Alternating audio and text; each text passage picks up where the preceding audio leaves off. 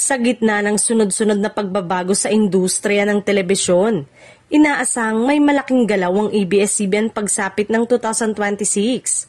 Matapos kumpirmahin ang pagtatapos ng kanilang content partnership sa TV5 simula January 2026. Nakikita ngayon ng publiko na naghahanda ang Kapamilya Network para sa isang bagong direksyon. Bagamat hindi pa sila nagbibigay ng kumpirmadong detalye.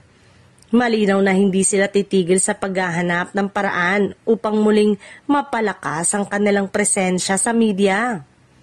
Isa sa pinakamalalaking posibilidad ay ang bagong collaboration o panibagong strategic partnership. Ang ABS-CBN ay kilala sa kakayanan nitong makipagtrabaho sa iba't ibang network, kaya hindi malayong magkaroon muli sila ng kasunduan. Maging sa free TV o cable channel na naghahanap ng dekalidad na content. Kung mangyari ito, maibabalik nila sa mas malawak na audience ang kanilang pinakamalalaking programa kahit wala pang bagong prangkisa. Isa pang pinag-uusapan ay ang paglipat ng ilang kapamilya shows sa bagong channel o alternatibong platform. Matapos ang TV5, may tsansang tumingin sila sa GTV.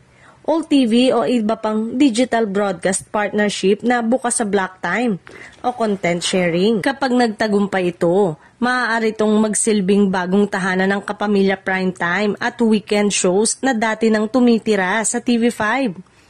Hindi rin isinasantabi ng marami ang posibilidad ng bagong prangkisa sa hinaharap, bagamat mahirap at mabagal ang proseso. Lumalakas ang panawagan mula sa publiko ng ilang sektor na mabigyan ng pagkakataon ng ABS-CBN na muling mag-operate bilang fulfilled free TV network. Kung magkaroon ng pagbabago sa political climate o suporta mula sa Kongreso, may pag-asa itong mabuksan muli sa 2026 o sa mga susunod na taon. Sa kabuuan, malinaw na ang ABS-CBN ay nasa yugto ng muling paghubog ng kanilang direksyon. Maaaring bagong collaboration, panibagong channel o isang malaking pagbabalik prangkisa ang naghihintay.